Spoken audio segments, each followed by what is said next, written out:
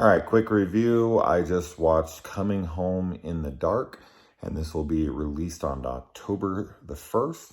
And this is about a family who's out in nature. They are trying to have a family day together, and they are accosted by two men. Some of them are taken hostage, and while they are kidnapped, they find out this might not be as random as it appears. And then the story starts slowly revealing things to you. The acting in this is really great. I think that the camera work, there's some really good shot selection. This is a very competently made film, and I did quite enjoy it. I could see people being bored by it. I could see them thinking that scenes go on and drag on too long. But I felt like the scenes had a lot of tension to them, and the quietness kind of added to that. And the antagonists in this movie are vicious, man. Just bastards. Absolute fucking monsters. And they do try to paint... They try to take characters and maybe make you sympathize with them. But at the same time, I'm not 100% sure that's the intention. It's just that, when people have something terrible happen to them, it doesn't mean that they're validated in everything that they do.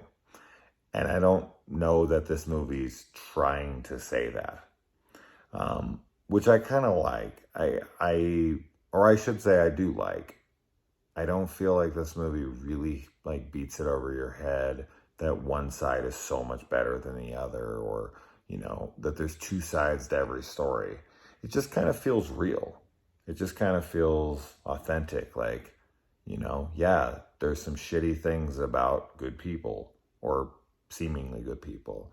And maybe, most often people who are quote unquote bad people have had a lot of terrible things happen to them. But at the end of the day, it doesn't justify monstrous acts. But yeah, this movie is mostly taking place in a car, and it's mostly, these assailants, these kidnappers, antagonizing the shit out of the family members that they take hostage. And then as the story kind of slowly comes to a head, you think there's going to be these big reveals, and there's going to be confessions, and there's going to be lots of flashback scenes that really flesh out what happened. And that doesn't happen. And I feel like that leaves it open for the interpretation of the audience of, whose side you might want to be on. I definitely know where my feelings are on that stuff from what I saw. But yeah, I do see this one maybe not working for people for being boring or dragging on or not really having direction. But I felt like it wrapped itself up pretty well. There's pretty unexpected turns that happen in this, and I really liked the way it looked. As I said, I really liked the acting a lot. I thought it was great from everybody. I definitely hate the villains in this. I was sitting here the entire time angry. I wish I was there. I want to fucking kill these guys so bad. Which is a good thing. I think that's, they're getting kind of that visceral reaction from me, which is, what they're going for. But overall, yeah, I dug it.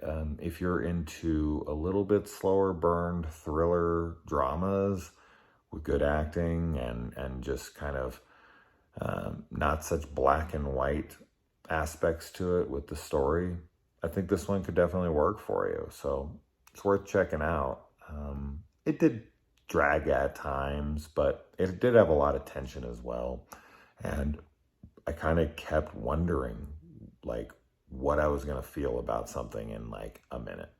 I was like, oh shit, where is this going to go?